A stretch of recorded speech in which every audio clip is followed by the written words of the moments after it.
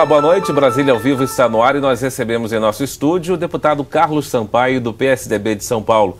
Boa noite, deputado. Boa noite. Deputado, essa semana tivemos aí uma sessão na CPI em que nenhum dos 4 convocados apareceram para as oitivas e agora votou-se a convocação do senhor Fernando Cavendish, o dono da construtora Delta. Qual a importância de agora ouvir o senhor Fernando Cavendish? Bom, a CPI ela tem um foco específico, que é sabermos quem é o núcleo criminoso, quem são os que integram o núcleo criminoso do senhor Carlos Cachoeira, quais são os agentes políticos e quais são os agentes públicos envolvidos e qual é o braço financeiro que podia alicerçar esses agentes públicos e políticos. O que se sabe é que esse braço financeiro era justamente o braço da Delta. E a base aliada, particularmente o Partido dos Trabalhadores e o PMDB, demoraram muito para aprovar a convocação do Cavendish. Ele, como presidente da Delta, que efetivamente é a construtora pela qual todo o dinheiro da organização criminosa saía, tinha que ser convocado muito antes. Mas, infelizmente, só pudemos aprovar hoje essa convocação, que é importantíssima a vinda dele, que ocorrerá a partir do dia 1º de agosto. A não vinda das outras 4 testemunhas, 3 delas justificaram e justificaram cabalmente. Isso às vezes ocorre numa CPI. Mas uma delas não veio e deveria ter vindo porque não justificou. E o que essa será acontece conduzida, caso? justamente, ela será conduzida, que a gente fala sob vara, debaixo de vara. Ela será conduzida à CPI pela Polícia Federal para ser ouvida obrigatoriamente, porque não é um direito dela comparecer quando convocada. A testemunha tem o dever de comparecer, o dever de responder e o dever de dizer a verdade. O senhor está satisfeito com o trabalho do relator Odair Cunha? Eu vi algumas entrevistas em que o senhor criticava que o relator estava sonegando informação, às vezes estava querendo apertar demais, puxar demais contra o governador Marconi Perillo. Como é que está a relação com o relator Odair Cunha? Veja, Fara, eu tenho uma grande admiração pessoal pelo Odair, mas acredito que em vários aspectos ele esteja faltando com a isenção e a imparcialidade necessárias para um relator. Ao longo dessa semana, eu fiz um pronunciamento onde eu demonstrei que, apesar dessa ser uma CPI do Carlos Cachoeira, portanto, onde se vai verificar o núcleo criminoso ligado a ele, nós ouvimos até agora 19% das pessoas ligadas ao senhor Carlos Cachoeira. E ouvimos 42% das pessoas convocadas com relação ao governador Marconi Perillo. É evidente um direcionamento, mesmo que involuntário. O que nós esperamos é que o Odair tenha a visão que tem que ter um magistrado relator de um processo. Mas não há mais fatos envolvendo, sob suspeita, em relação ao governador de Goiás? Não, o epicentro de tudo é Goiás. Então é natural que se ouça as pessoas de Goiás. Mas as pessoas de Goiás, por que ouvir-se primeiro as pessoas de Goiás ligadas ao governador, ao invés de ouvirmos as pessoas ligadas ao esquema criminoso?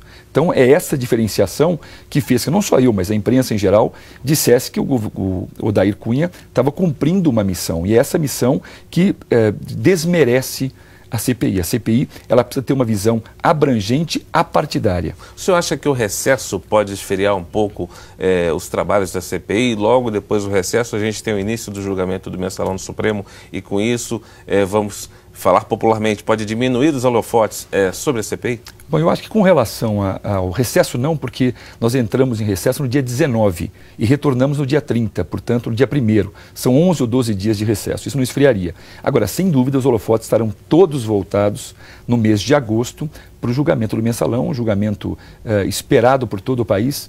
Eu fiz parte da CPI dos Correios e da CPI do Mensalão, que foi quem apresentou esses 40 nomes envolvidos nesse esquema criminoso. E, portanto, é natural que o foco todo seja voltado para isso. Mas isso não tira a importância da CPI na sua linha investigativa. O senhor acredita que vai haver ainda uma vontade política de se investigar os fatos ligados à Cachoeira, mesmo com o Mensalão na pauta? Até agora, Fara, nós recebemos um vídeo filmado pelo cunhado do senhor Carlos Cachoeira.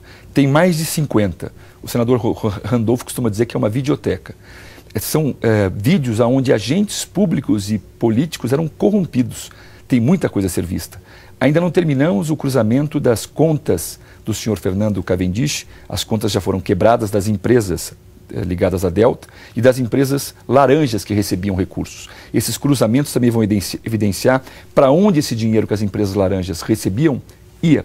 E esse dinheiro, em grande parte, infelizmente, foi para agentes públicos e para agentes políticos. Já pode-se afirmar que Carlinhos Cachoeira e a construtora Delta caminhavam praticamente juntos ou ainda é cedo para isso? Não, não é cedo e vou até mais além. A Polícia Federal já chegou a afirmar que, efetivamente, o Carlos Cachoeira era um sócio oculto da Delta. Aonde tinha o esquema criminoso, ele procurava colocar a Delta como sendo o canal para que todo o dinheiro da corrupção pudesse sair para outras fontes, infelizmente algumas de natureza pública. O que pode se fazer, deputado, o senhor também com a experiência de promotor público, o que pode ser feito para que essa relação de financiamento de campanha, relação de empreiteiras com partidos políticos seja a mais clara possível dentro da legislação para evitar problemas futuros como esse? Eu acho que o principal agora é aprovarmos a reforma política e dentro da reforma política o financiamento público, porque infelizmente quando a pessoa acaba criando uma relação de dependência daquele que dá ajuda financeira, ele acaba fazendo o mandato voltado para este que o ajudou, ao invés de fazer o mandato voltado para aqueles que o elegeram. Então é essa mudança de foco que a gente tem que evitar, que o parlamentar se eleja com compromisso com quem bancou a campanha dele. O compromisso dele é com quem o elegeu. Daí o porquê eu liderar aí, junto com outros colegas do parlamento, à frente pelo voto aberto. Porque é impossível termos um parlamento com deputados escolhidos pela população e a população não saber como este seu parlamentar vota. O senhor já participou de outras CPIs, conforme nós já dissemos. Existe alguma peculiaridade nessa CPI do Cachoeira em relação às outras? Como é que está o andamento? Como é que estão as investigações sobre o assunto? Como é que está principalmente aquela partidarização que existe naturalmente entre governo, base aliada e oposição no Congresso? Eu acho que infelizmente a peculiaridade era no ponto negativo. E por quê? Porque em todas as CPIs que eu participei, mensalão, CPI dos Correios, CPI dos sanguessugas, que pediu a cassação de 72 deputados federais, CPI do cartão corporativo, em todas elas, o relator ou o presidente, que era do PT, sempre criou sub-relatorias. O trabalho era conjunto, o relator mais 3 sub-relatores, todos auxiliando em linhas distintas de investigação. Nessa, infelizmente, o relator trouxe para ele toda essa missão, não criou as sub-relatorias. Isso tem dificultado bastante a relação nossa com o relator, não só a minha, a de todos os integrantes. Inclusive, normalmente numa CPI, você tem promotores, você tem advogados, você tem técnicos e delegados ajudando.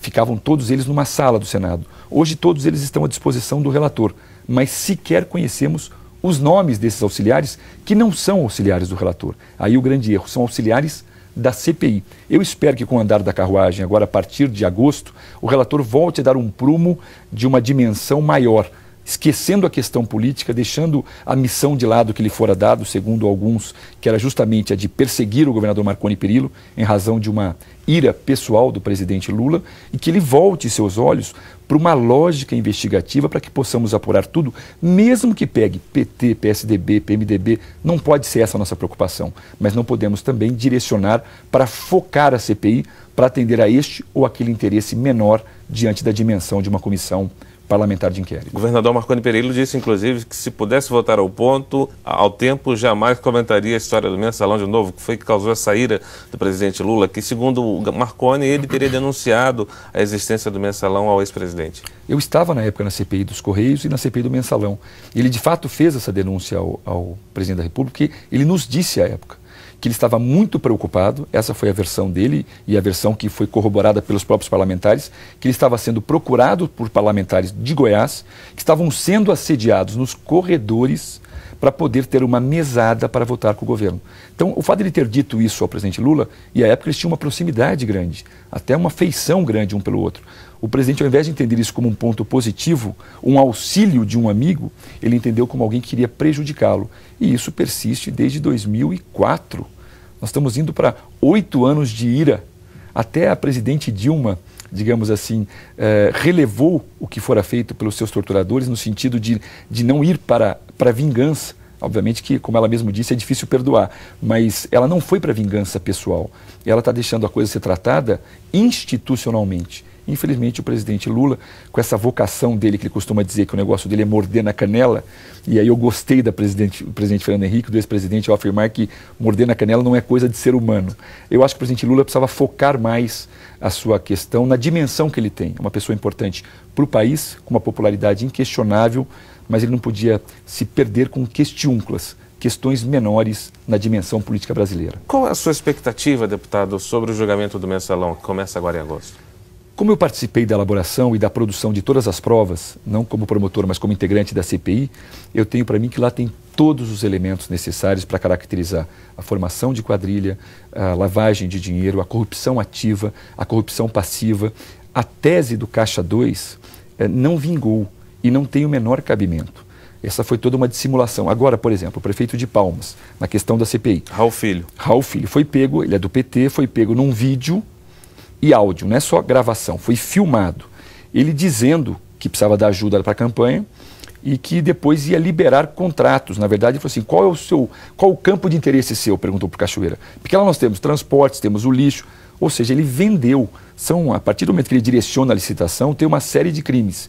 Eu ouvi o próprio relator Odair Cunha dizendo, é um caso de Caixa 2 e possível existência de outro crime. Me perdoe, são vários outros crimes existentes que não tem nada a ver com Caixa 2. São crimes efetivamente praticados para obter vantagem indevida. José Dirceu realmente era o chefão do grupo, como se ficou apontado nas investigações? Isso ficou evidenciado pelas provas e os fatos falam por si só. À época, o presidente Lula deu um depoimento importantíssimo. Ele disse ao Brasil, o capitão do meu time chama-se José Dirceu.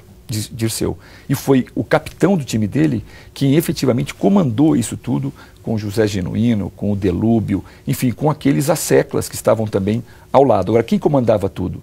Pelo presidente Lula, o próprio José Dirceu era o comandante do governo dele. Pelas provas dos autos, tudo levava a crer que BMG, o Banco Rural, todos foram envolvidos no mensalão por solicitação expressa do José Dirceu. Portanto, as provas são mais do que suficientes e o Brasil aguarda uma redenção no que tange esse episódio do mensalão. Daqui a pouquinho a gente vai falar sobre um outro assunto importante, a discussão no Congresso que existe sobre o novo Código Penal brasileiro. Brasília ao Vivo faz um pequeno intervalo e volta em instantes. Até já. Brasília ao Vivo está de volta com o deputado Carlos Sampaio, do PSDB de São Paulo. Deputado, outro projeto importante discutido agora no Congresso é o anteprojeto sobre o novo Código Penal brasileiro. Inclusive, esse anteprojeto já foi entregue ao presidente José Sarney. E o ministro Gilson Dipp, do Superior Tribunal de Justiça, do Conselho Nacional de Justiça, já classificou o texto como equilibrado. Mas ele apresentou um temor de que esse texto possa ser desfigurado no Congresso. Existe essa ameaça? Olha, existe, infelizmente, porque todos os temas polêmicos foram debatidos por essa comissão de juristas, coordenadas pelo ministro Gilson Dipp, que é uma das maiores sumidades na área jurídica do país. Mas, infelizmente, quando a coisa entra dentro do Congresso, ela acaba tendo uma outra visão, muito mais partidarizada, muito mais setorial e, por vezes, até com uma visão muito mais sobre o aspecto religioso do que técnico. Então, por vezes, se descaracteriza as mudanças que foram feitas. É uma preocupação que ele tem e que eu também tenho, mas eu acredito que foram muitos os avanços, a gente pode manter muito desse texto e aquilo que efetivamente for polêmico e não conseguimos aprovar, fica para uma outra oportunidade, mas que não percamos essa chance de fazer uma grande reformulação no Código Penal, que é de 1940. Pois é, além de ser muito antigo, esse texto foi discutido por juristas, por especialistas na área. Mesmo assim, existe essa ameaça de que no parlamento haja modificações importantes. Os maiores juristas do país fizeram parte desse debate sobre a reformulação do Código Penal. Quanto tempo durou esse debate, mais ou menos, deputado? Eu não sei exatamente o tempo, mas alguns meses. Eu diria tempo que suficiente para se discutir todos os assuntos pertinentes. Sem dúvida. E eles tinham o auxílio dos melhores técnicos, dos melhores juristas do país. A comissão já era integrada por grandes juristas. Então, ela realmente fez uma coisa pensada e, de fato, o ministro Gilson Dipp fez uma afirmação verdadeira. Nenhum tema polêmico, deixou de ser analisado. Todos foram debatidos e para todos se deu uma solução que tem, digamos assim, avanços não só na doutrina brasileira, mas na doutrina mundial. E aí, como o senhor citou, questões religiosas, por exemplo, no Congresso, podem modificar o texto em relação ao aborto, por exemplo, que é um tema bastante polêmico, né? O que pode ser discutido em relação a isso? Bom, o que acontece de avanço nessa questão, eu não quero dizer aqui avanço como sendo um ganho. A inovação proposta, ela vai no sentido de que, além das hipóteses hoje previstas no Código Penal, quais são as hipóteses hoje? Hoje admite-se o aborto em duas oportunidades. Quando a mãe ela corre risco de vida, que é o chamado aborto terapêutico, é para ela não morrer, e quando a mãe ficou grávida, fruto de estupro, que é o chamado aborto sentimental. São as hipóteses que existem hoje no Código Penal. Estão aventando uma terceira hipótese. Qual é essa terceira hipótese? Quando a mãe, através de uma comissão de médicos, se fica verificado, fica determinado que ela não tem condições psicológicas de prosseguir na gravidez. Essa seria a inovação proposta. Eu tenho para mim, não por questões religiosas, mas por questões pessoais, que o Código Penal, nesse ponto, ele está muito atual. As hipóteses previstas, aborto terapêutico e aborto sentimental, bastam como modalidades de aborto. Não precisaria avançar no sentido da criação dessa nova modalidade. Mas acho que o debate é importante. Ele abre essa perspectiva de uma reflexão sobre o tema na Câmara, apesar de eu ter uma posição contrária a essa inovação, por uma natureza técnica mesmo.